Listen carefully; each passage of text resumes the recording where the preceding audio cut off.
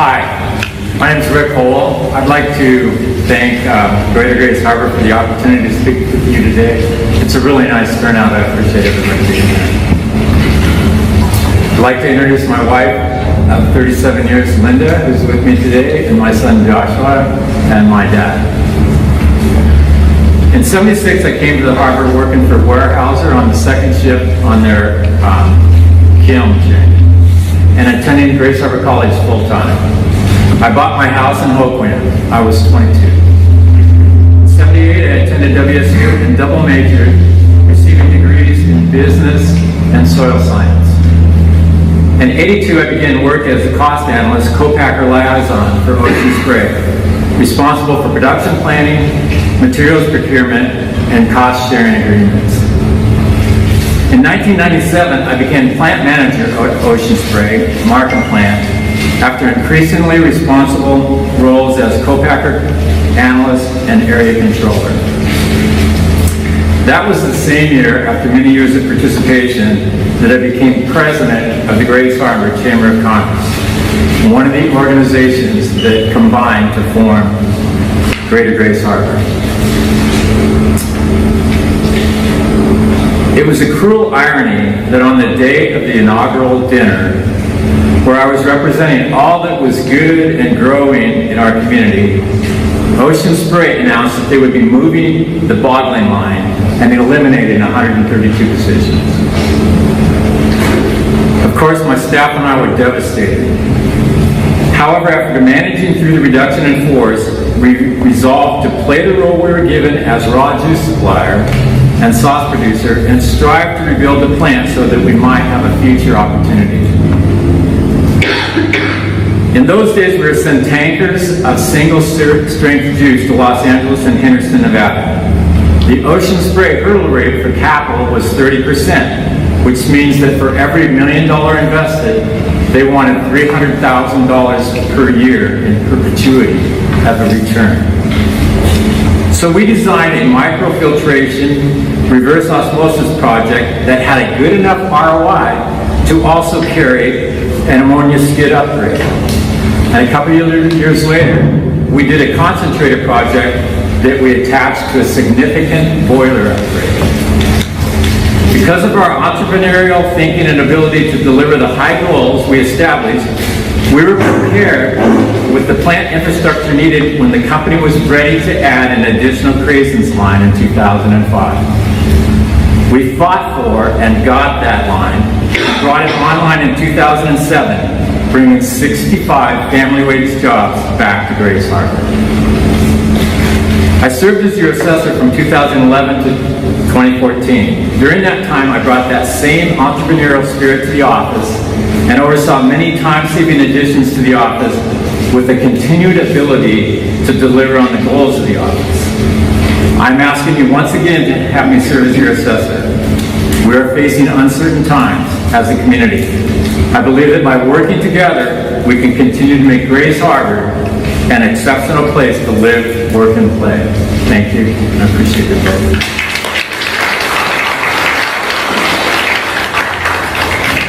Dan, the floor is yours. You got 3 minutes.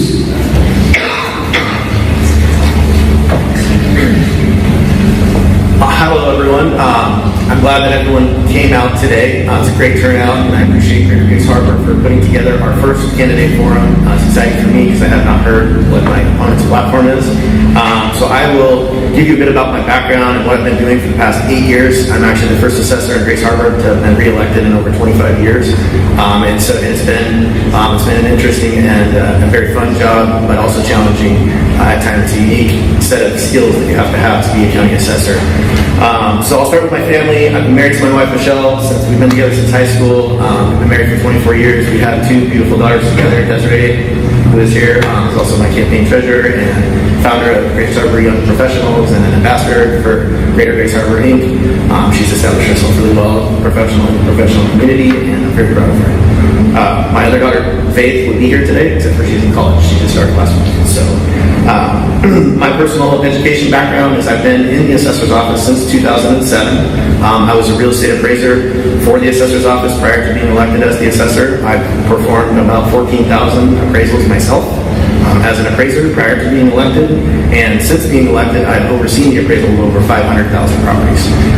Very, very well versed in the job of assessor and the background. I've worked under two different administrations, so I've seen some good decisions made, I've seen some really bad decisions made, and I've used all of those tools to operate and run the office for the past 8 years and made tremendous improvements in our processes and software. I have, besides my professional background in the assessor's office, I am actually the computer technology chairman for the State of Washington Association of County Assessors.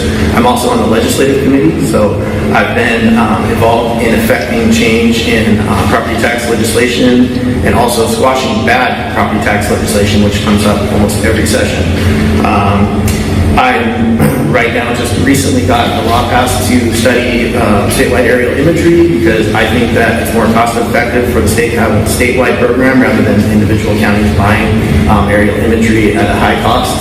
So it's a cost saving measure for the state, and I'm hopeful that after the study is done, the state will see that and move towards a statewide imagery program and this is for all government entities, not just the assessor's office, but I instigated it. So proud of that, and the results I hope will come the way that I think they will. I've been a business owner. I was a real estate developer for almost 20 years. I've been in property management, construction. My background is perfectly suited to this job. I have a really strong background in customer service.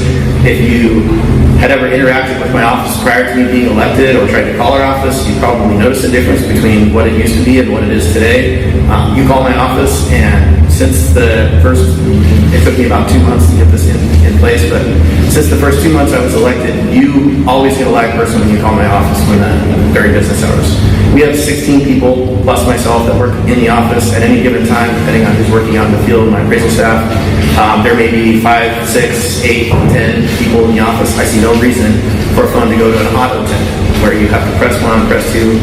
That drives me nuts, and I don't want my office to be a part of that type of customer service. So, like I said, you get a live person every time you call my office. I took this office over with a slew of problems. Customer service wasn't great, not because of the staff, but just because the management focus wasn't towards good customer service. The software that we had was failing. I knew we needed new software, so I procured new software immediately when I got elected, and I updated our internal and public-facing software. I'm sure most everybody in this room has probably used my website to pick up information on property or property owners or mapping, flood areas. There's a lot of different users of our website. The most used website in the county outside of our most called and used website in the county. And I upgraded it substantially to provide a lot more information. So, is that fine? Yeah. Okay.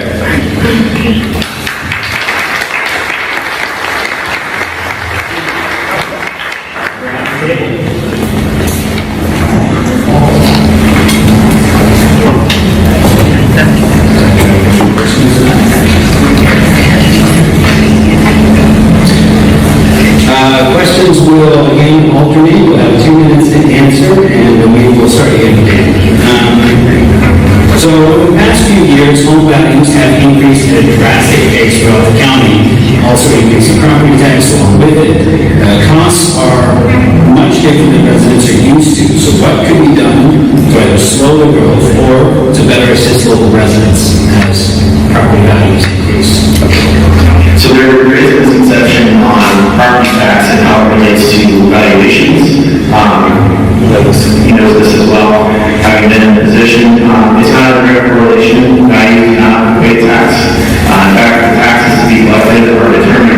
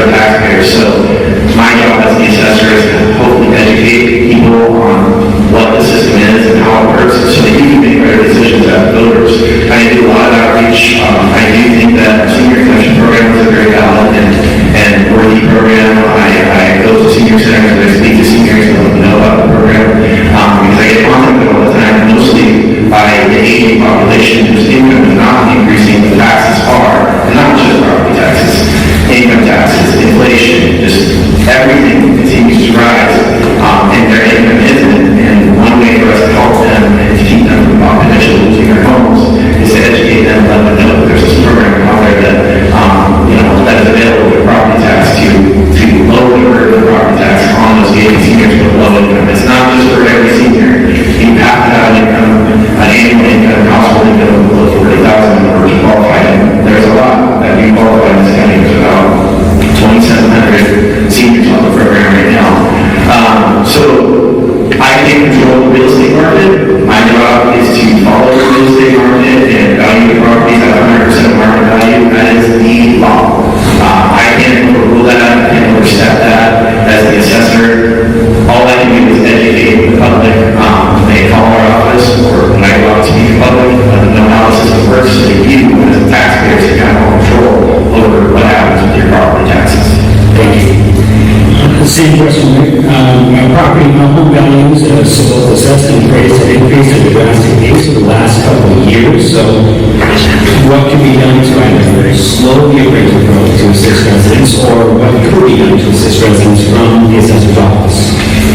I think Dan nailed the technical part. That's the question that we always get every time we talk to somebody. I'll vote for you if you lower my taxes. And it's to the taxing authorities, as Dan said. There's represented here from many of the taxing authorities. There's the government, there's the county, there's the hospital districts, there's fire districts. There's each of those commissioners then has budgetary authority, and they have the power to increase their budget. As a matter of fact, there's a state that's formula by how much they can increase their budget every year.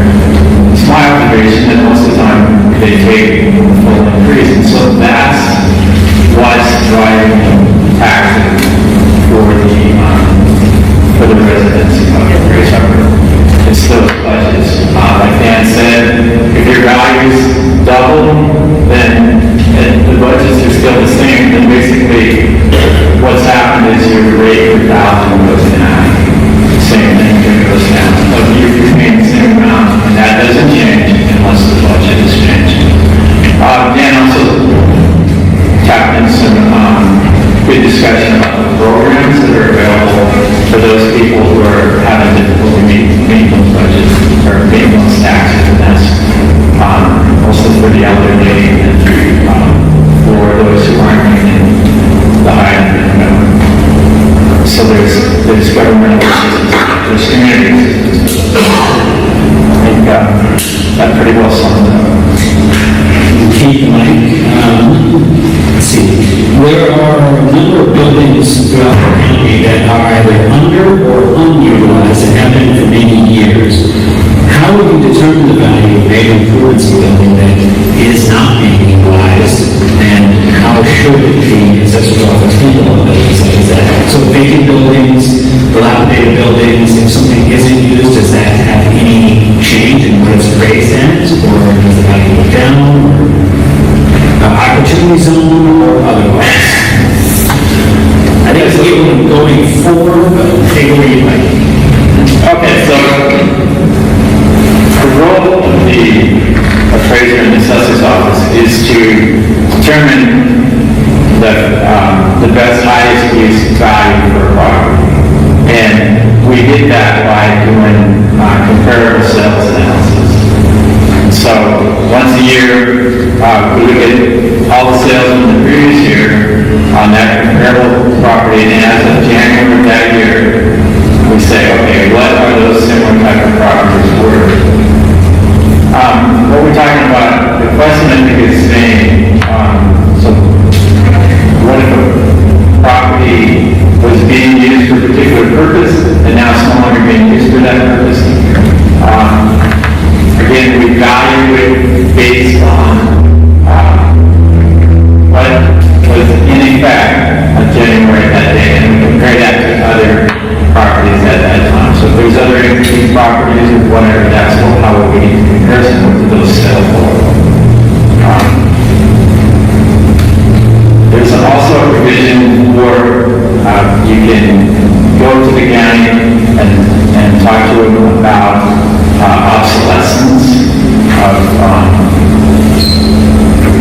how you're using your building, but that's very seldomly used. It's usually our sales analysis and history that is the fair value. Same question, unutilized buildings, vacant buildings throughout the county, does that change the assessor's role in how they assess them or grade them? What is the role with buildings such as that in the county? I mean, I have an idea where that money comes from.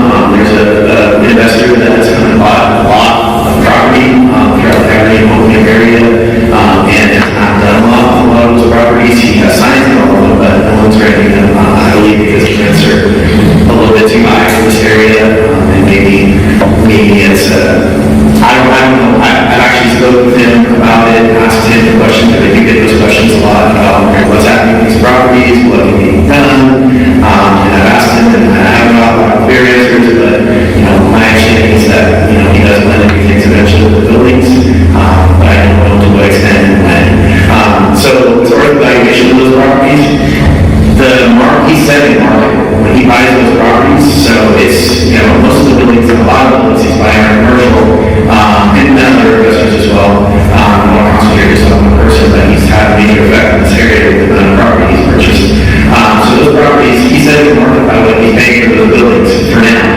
As time goes on, those properties, many of them were in vandalized, many of them have wiring ripped out of them, windows broken out of them, and so that sure is going to have an effect on the market value. My information, what they're doing is to go out there and look at the property and determine what is the most likely price that a willing seller and a willing buyer can come to an agreement on. That's the definition of appraisal. So that is what my appraisal staff is there to do. Ownership of the property has no bearing on that. It can be anybody that owns it. We care about what that building is, what benefit in commercial, how much money can it generate. That's commercial real estate. That's what it's all about. So how many uses, what can this building be retrofitted to be used for, and how much money can it generate? So for example, like storage units, you see those being built everywhere because they generate a ton of income. Guess what? They're valued really high because they have a high potential to earn income. The downtown building in Abilene that's been there for 80 years and had no updates, and it's way out of code, needs elevators and all these other things. That's going to have a major effect on that ability for that building to generate income. So it's not going to create as high value. Also super expensive to retrofit and upgrade to fit today's standards. So those buildings and those types of buildings that you see being bought up throughout the town, they don't have really good marketability, so they're not going to have ultra high values. But like I said, the fact that they've been purchased and they've been purchased on the open market through willing buyer, willing seller, those are market sales, and those are going to be used to determine the value of those buildings for now as a baseline, and then going forward, we'll probably adjust those up or down for what the market's doing because I don't see that they're going to be sold. So, Thank you both for reading into my question. I was trying to, how could I work that in? Because I think most of the audience is probably thinking the same thing. So, these questions from the audience. So, we'll start with you again. You've got a minute to answer this. What qualifications or certifications do you have as related to this office or assist you in the office? So I don't have all of my classes and certifications that I've gotten in the past 15 years with me, but there are probably about 30 different classes that I've taken. I have been a state accredited appraiser in Washington since December of 2007. Like I said in my opening statement, I've performed myself personally about 14,000 appraisals in Grace Harbor County while working in the assessor's office, and I've also overseen as the assessor for the past 8 years about 500,000 more appraisals. And on top of that, operated the entire property tax system for the county, as well as exemption programs and mapping and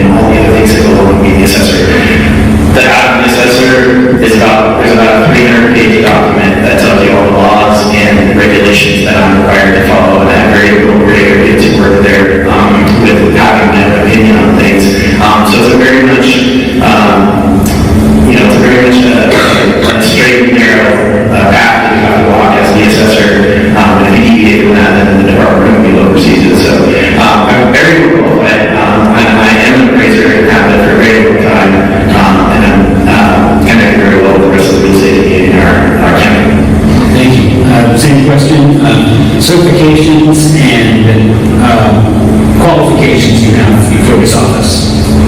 I served as the assessor for 4 years, so I have that background and experience. I also have the extensive experience in business that I described to you in the issues that come up. We can't really see right now the issues that are going to come from in the future, but you know that I'm a person that has worked hard in the past and worked with business and been part of business to solve those issues to the benefit of the entire community. So, for that regard, I plan on continuing to serve the community and can serve you very well as your assessor.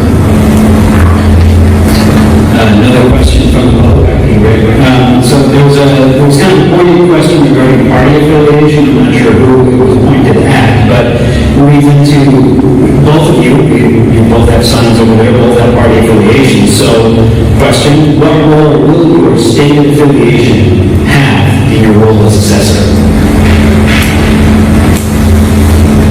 I think my state affiliation is with the Republican Party, and I think what that does is it helps describe a set of values that I have lived with all my life and consider to be important.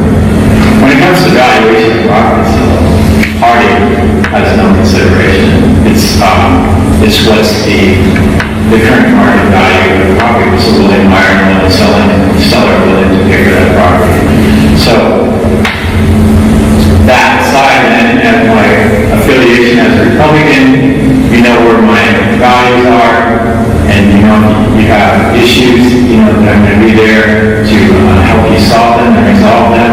And I think that's the biggest role of the assessor position, is to be the face of the community. And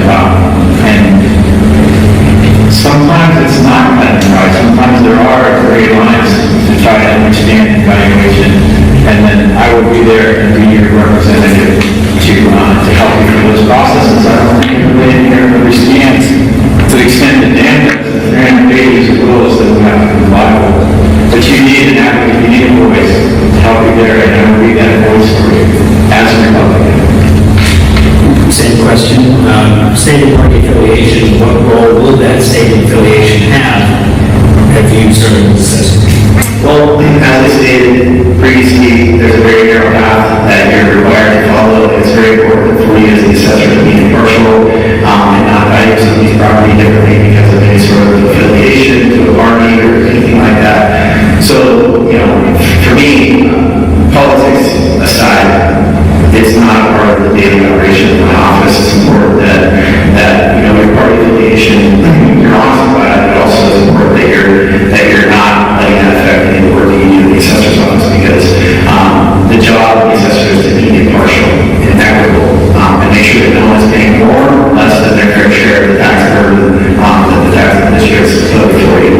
And my opponent prior in his last election did use party affiliation as a big part of his platform, and he chose either party. So at that time, he wasn't willing to say that he was a Republican, and he said that the party affiliation should have nothing to do with the office, which I don't necessarily agree with. I mean, which I do agree with. It should be kept separate from the office. But it is odd that he's now claiming the party 8 years later when political leanings have changed in our town. Closing statement. You got 2 minutes. So, like I said, I've got a ton of experience in background directly related to being the assessor, and I love the job. I actually have a lot of future plans. I'm intending on upgrading our mapping system. I alluded to the upgrade that we made to the entire property tax software system that we use both in my office and the treasurer's office. We had a successful conversion into that new software at a lower cost than what was previously attempted to be done, and it's working well, and we're improving all the time. We're actually the biggest county on that system, so we have a lot of pull with the county, and we're able to make upgrades to the system a lot easier than some of the smaller counties. I intend to upgrade our mapping system, so any of you that use MapSifter, it's a good program, it's fairly easy to use, but it's not very robust, and I would like to beef that up and make a little more information available to the public, a little bit more map capability, professionals that use our website. We do have that stuff in-house. We just don't have a way to give it to the public currently outside of MapSifter, and so I do have plans to upgrade that. Another thing that I'm going to do, which we're contracting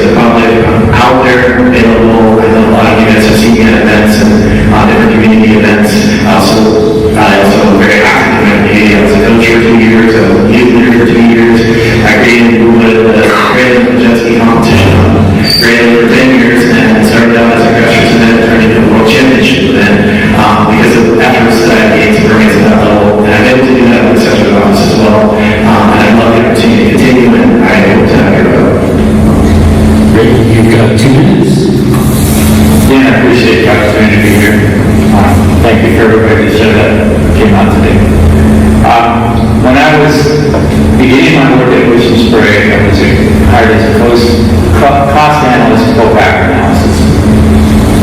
And what I had to do is I had to go into different co-packers that produce Ocean Spray products for us up and down the West Coast and help set up models of how costs could be shared between the two plants. And that means that I had to look at how much electricity it took to make a bottling, or how much water, or how much labor, all sorts of things that came into having those costs fairly allocated between the two plants.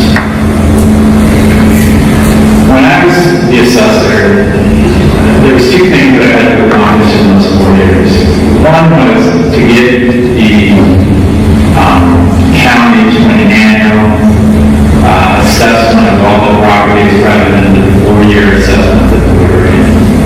That was a very difficult process, but we were able to accomplish that, to get to move the annual. The second thing was to look and see, should we move our system to this new computing system that was going to cost around $65,000 a year? It was my determination that we didn't have to, that we could save that $65,000 and still get the job done. And it wasn't on me, like the IT department were heroes, and you made that system work so that it would work and do an annual assessment. So we accomplished the goals that I set out to do. And the reason I have properties in Grace Harbor and Pierce County and King County, and I get my tax valuations from those other counties usually by this time of year, sometimes sooner. In Grace Harbor, I don't think my valuation date was till late October, sometimes November. The state has to do that by May, June. By May, all these assessors go like, that's not how they do it, but usually by June or July. So the reason that I'm running for assessor and I'm asking for your vote for assessor is because you've already invested and bought a system, but you're not getting your ROI. And I can help deliver that ROI for the county and make the tools that we bought work to our management. Look for your vote, and I'm grateful for assessor. Thank you very much for your time. Thank you both.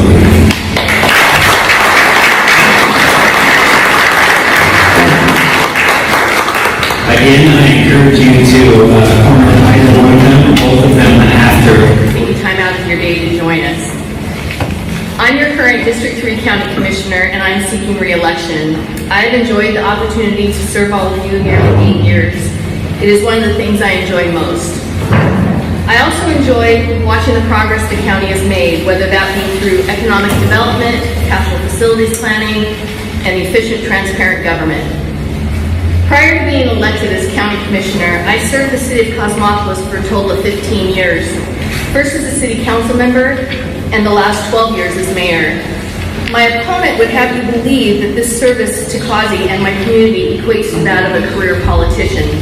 I disagree. Those who know and understand local government recognize municipal service does not constitute as a career, and certainly does not create wealth to the elected official. However, my tenure in Causey did provide me the opportunity to gain tremendous knowledge in local government, as well as cultivate relationships with other municipalities, along with our regional representatives, state and federal leaders. I served during the closing of the Weyerhaeuser pulp mill in 2005 that had provided nearly 60% of the annual revenue for the city at that time. I was also fortunate to see the mill's reopening in 2011 as Cosmo Specialty Fibers. Today, the mill provides employment to more than 200 employees and numerous ancillary benefits to our county. I've provided some information at your table today relating to tax levy collections since I've been in office. This data comes directly from our county assessor, Dan Lindgren's office.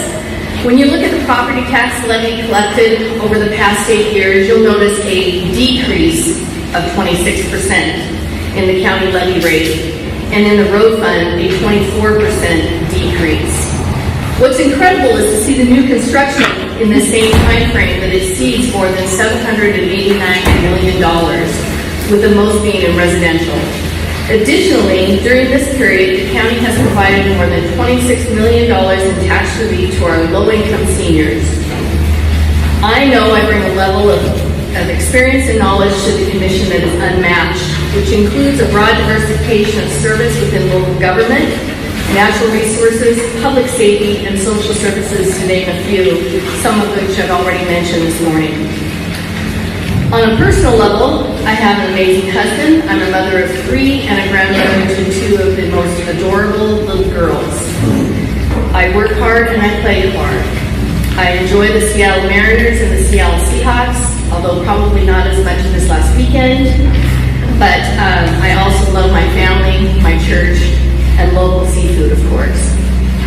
I believe I have a sense of humor and consider myself a great listener and friend, and one who respects one another's opinions and perspectives. If I had to name one single thing that I've learned during my time as commissioner or as elected official, it would be the ability to compromise. This does not mean you rubber stamp everything or throw a fit when something doesn't go your way. It means that you do your homework, have a conversation, and come together to make the best decision possible. I know I'm the most qualified and best candidate for county commissioner, given my depth of knowledge and decades of experience, and provide assurance that continuity will continue serving the county. I thank you for this opportunity and look forward to the questions.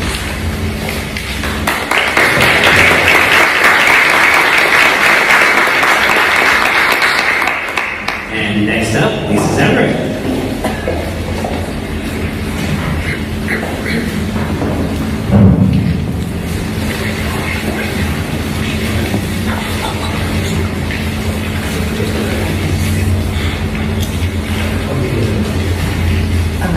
Thank you so much. My name is Lisa Zabrak, and I am a business owner here in Grace Harbor. I have spent the last 20-some years building a family business, and that's right, I've not been elected to another office, but I do know how to run a business, and I do know how to save money, because I know that computers need to be upgraded, buildings need repairs, vehicles will need to be replaced. So we know that we have to budget to put money aside for these projects that are coming. We've been told about this, I believe it's $19 million sheriff's office that they want to build. And it's been needing to be built for 20 years. Why wasn't there a fund created so that we could put some money aside so that we would have some of that money on hand now? I mean, you have to know buildings need to be repaired. And, you know, we received over $14 million in the last 2 years that are part of the ARPA funds. And I find it really sad when I see businesses around Grace Harbor closing down, because that's not a job. If you own a business, that's not your job. That's like your whole life. That's your every weekend and holiday. That's sneaking out of your son's 4th birthday party because there's a customer with an issue. It's not a job. And yet, when the county got these around $14.5 million, they chose to give 10% to nonprofits and nothing to the small businesses that have been struggling. Now, my opponent likes to point out that in 2020, they did give $2 million to the small businesses and kept $2 million for the county. That was a really nice start, but maybe the businesses in 2020, when it was just getting started, they had hopes we were going to come out of this, we were going to get back to work, and everything was going to be okay. Now, 2 years later, maybe there's some businesses that are still struggling and could have used some help. But instead, the county has decided to keep more than $13 million for themselves. And I'm sure it would be nice to have a facelift of the administration building and a pretty mural in the lobby, but I just don't see how some of the projects that have been proposed are going to help our county, are going to help our people. They need to have clean, reliable water. They need to have a good infrastructure. We need to know that our wastewater treatment is taken care of. There are some really big issues that we need to be focusing on, and we need to prepare for the future, to be ready when things happen, and not always reacting to what's happening. So that's me. I am a mom. I have 2 boys. I'm married, and I'm a business owner. And I'm just trying to make Grace Harbor just as good as I can, because I love it here. It is beautiful. It is the best place in the world, and I wouldn't live anyplace else. Thank you very much. Thank you.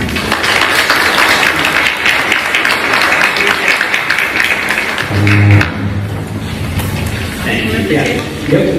Now it's your point to be in front of everybody. However you see fit. So question 1, we'll go first to Lisa. If elected, what specific change would you like to see done within the office in the county, and how would you plan to do it? So you specifically, what is one thing that you would like to do personally? How will you plan to do it? Is this working okay? Well, one thing I would like to do is I'd like to work on the red tape. We need to make things run smoother. And one of these items has to do with something that was passed more than a decade ago. It is a freeze on the hiring. And what this means is every time a department loses an employee, they have to go through the county commissioners to get approval to hire them. Well, their budget, let's say their budget has 5 full-time employees already in it. Why should they have to go through the county commissioners if one of those people leave to hire them back? Their budget already has that money. They should be able to get advertising right away so that they can get that employee back in there. We don't have a huge thousands of people in these offices. We have very limited people. And we need to make sure that every position is filled as soon as possible with a qualified person. So that's one of the first things that I would like to do is work on that and look at other ways that through various things that have happened in the past that we can streamline things and make it easier. Thank you.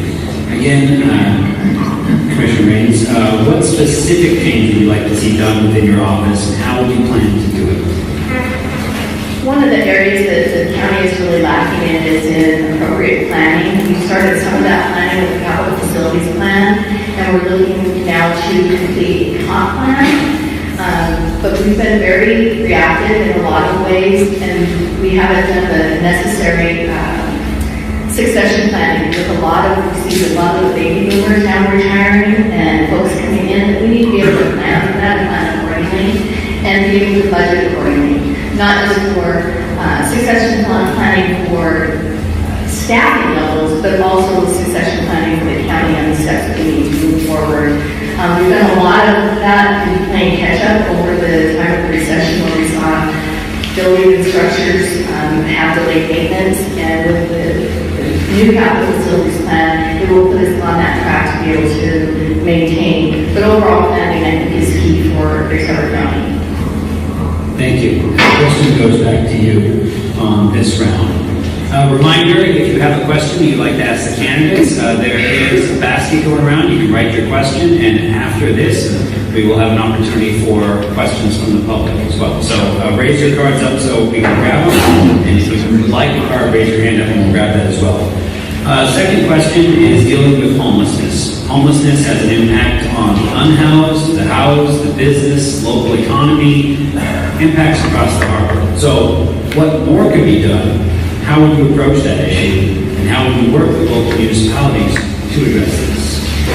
It's a very good question for a very complicated issue and a very complex issue. I've been working for about the last 5 years on the homeless issue, working with 3 different mayors in the city of Aberdeen. And the one thing that I think comes to mind is you have to be cohesively working together and moving in the right direction.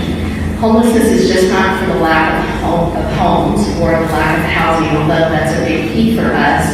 It is also employment, it is mental health, whether that's child onset mental health trauma or adult onset or veterans that have issues that need assistance.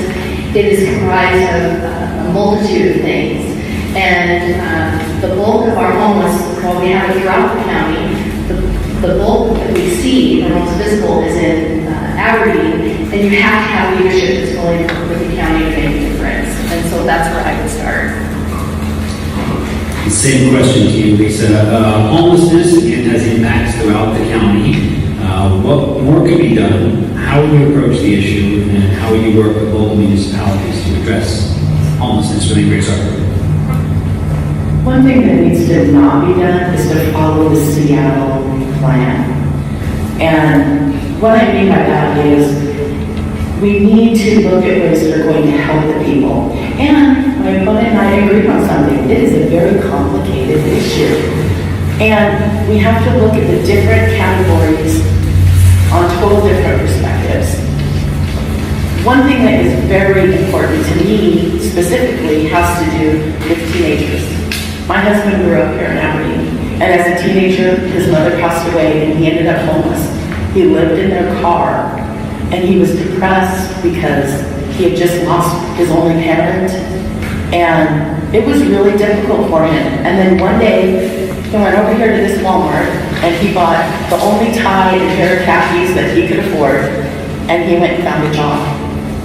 But not everybody can come to that point where they can just do it on their own, where they realize, I can have something better. And we need to make sure that they know that there are options. There are a lot of options out there.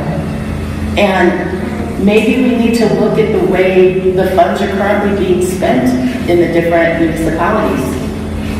Maybe we need to look at areas where things are working and try those for a change instead of what we're doing, because it's not working.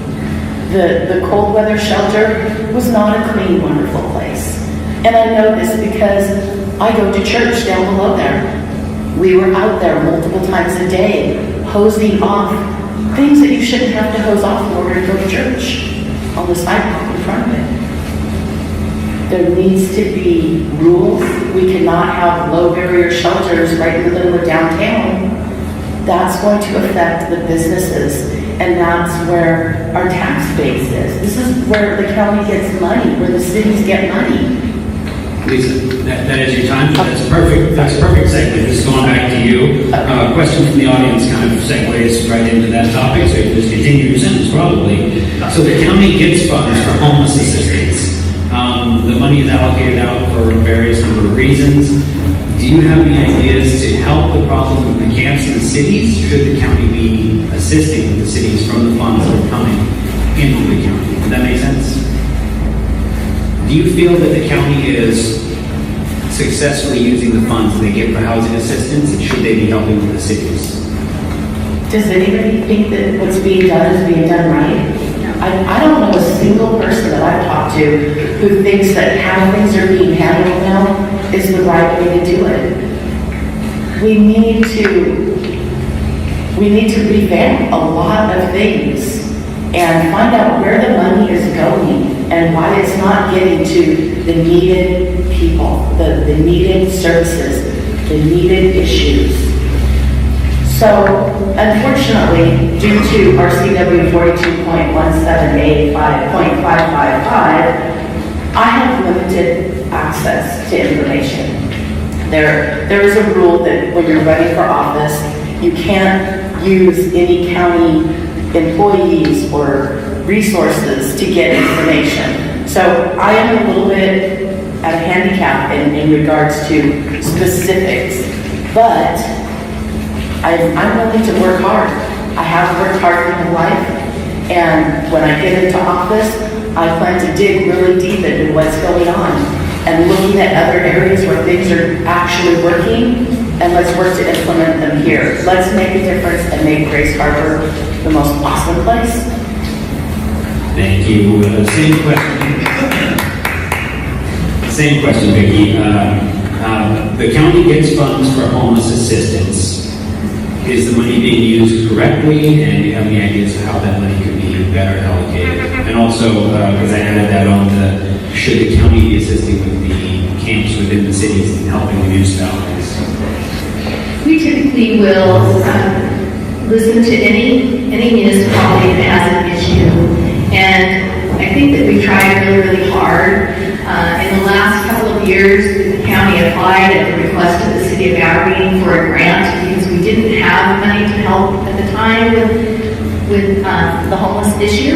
And so we applied for a grant, received about $1.5 million, which the city of Aberdeen City Council voted unanimously twice to install or erect a low barrier shelter. If you don't understand what a low barrier shelter is, it lowers the barriers for people with issues to be able to come into a shelter. The Union Gospel Mission is not a low barrier shelter. The funding that we received was for a low barrier shelter that we could not use, or we have a low barrier shelter today to be able to house some of the individuals that we have in our communities. We have individuals that will, while my opponent can talk about our husband getting a pair of khakis and a tie and getting a job, that's great. We have other individuals in the homeless community who will never be productive citizens. They have health issues, mental health issues, that they will never be able to hold or retain a job. That is your time. But conveniently, we have another question from the public that can go right into that as well. So stage of homelessness, which is of course a large issue, I think everybody knows that. Drug addiction and destructive behavior. What can the county do to address those issues? One of the things that has been a challenge with homelessness is being able to get our law enforcement to do the job that they're hired to do, which is to arrest people and take criminal action. But when you don't have a shelter that they can go to, and you can offer them a shelter, if we did have a shelter, you can offer them a shelter and say, you can't be on the side of the street, you can't be on this park bench by the bank, or wherever the case may be. You can send them off to the shelter, and if they refuse to go at that time, then they can be arrested. That's where our law enforcement has that right to be able to do so. It's part of the Martin versus Boise decision.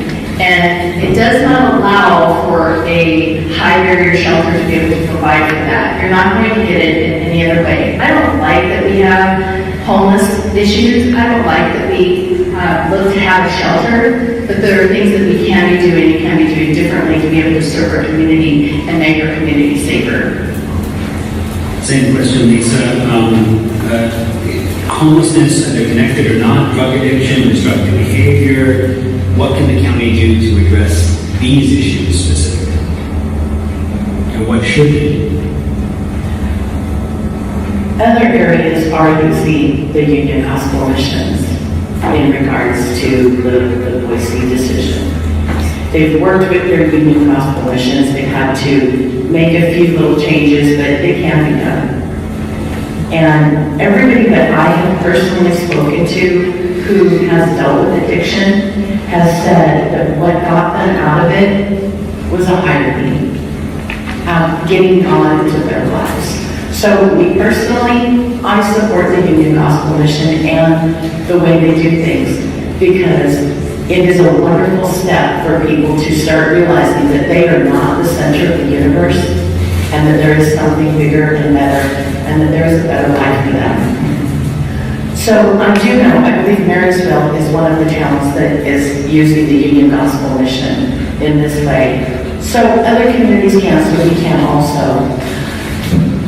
Drugs is a very selfish issue.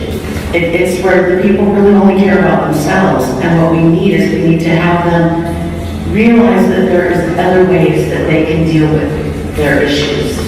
And I don't agree that there are some people who cannot be productive members of society. I have an uncle who was born with severe Down syndrome, and he washed dishes. Maybe not a job that most of us want to do well into our adulthood, but it was something he could do. And he was very proud of it. And I think that's the case in a lot. Sorry. No, you're on a roll, and I hate to interrupt you, but I got to follow the rules.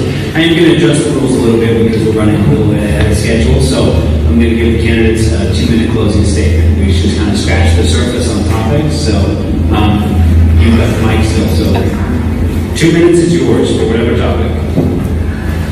Well, again, I also thank you for inviting me to come here and speak. And as I said before, I'm just a business owner. I've worked hard my whole life, and I want to help make my community the best it can be. I see some areas that are not going in the right direction. So I think we need a new direction and some new leadership. Thank you very much, and I hope you have a wonderful day. Thank you. You've got 2 minutes. Thank you, Kyle. Thanks again for everyone for being here. Part of being a county commissioner is being part of the commission. So when you look at a budget or when you look at taxes or taxation or other projects, you're one voice and a voice of 3. And sometimes that can be challenging. But as I mentioned, compromise is always the way to go as far as being able to get things finished or completed. There's a lot of things that we could be doing differently in our county. One of them is homelessness. One of them is drug addiction. I'm excited about the new wellness clinic that the Quinault Indian Nation has brought forward in Aberdeen, and also the mental health clinic that is beginning in South Pacific Medical Center. During my tenure as a county commissioner, to address some of these issues, we created a therapeutic court in Montesano. At the same time, Aberdeen created also their drug court. We now have a drug court that complements our diversion program. We also have a family recovery court, and we're beginning a mental health court towards the end of this year, beginning of 2023. These are all important steps to handle the issues that we're dealing with that aren't easy to manage. We do have funding that can help with homelessness, but it has to be used in a certain way. It can't be used to fund certain projects or specific projects. There are guidelines that come with those grant funds for us to be able to utilize them. And I encourage people to, if they have questions, to look into that. I've enjoyed working as a county commissioner. I enjoy the people that I work for, and I enjoy immensely the people that I work with. County commissioner takes on a lot much more than just the county. We all serve as a board of health. We all serve on the transit board. We each have a dozen or so committees that we serve on. I think I have about 18 right now, but that's going to change. I've already let my seatmates know that that's going to change. And I just appreciate you having an interest in our community and being here and welcoming us today. So thank you very much. Thank you, both candidates. And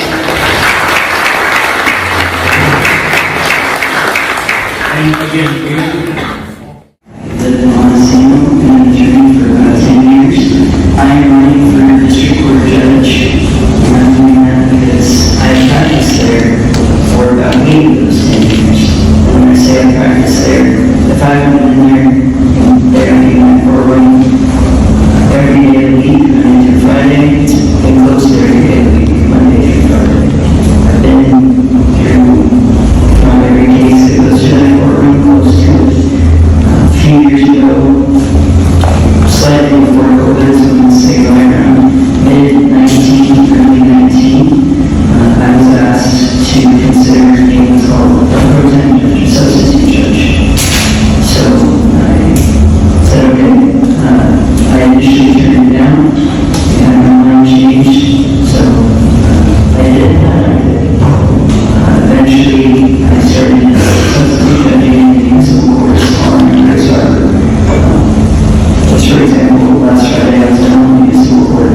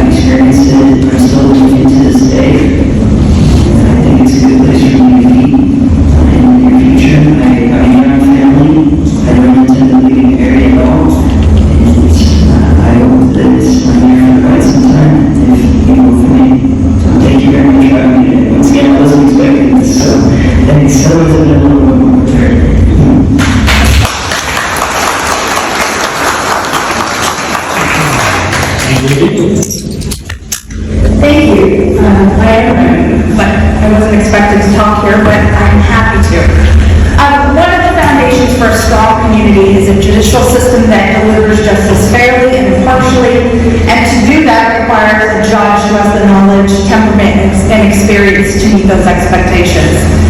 I am one that's invested in our community, and I am that person. It's a long time Harborite. I have had the privilege to serve at Grace Harbor and the people of the state as a prosecuting attorney, where I started here, my career here, where I worked my way up to prosecuting some of the most serious cases. I continue to serve the public by accepting a position in Idaho County as the chief criminal deputy, where I supervise 5 attorneys and staff while at the same time trying cases. I switched my focus and became an assistant attorney general, where I handled federal civil rights cases in state and the Ninth Circuit Court of Appeals. I now serve as an administrative judge, and I have for a number of years, where I provide over tax hearings involving property owners, where Stan over here lingering, and a lot of cases where people represent themselves. So I have a lot of diverse experience. I've worked in a lot of different courts to give me a lot of insight into how different court systems work, how we can tweak ours, change ours, and support to make it better.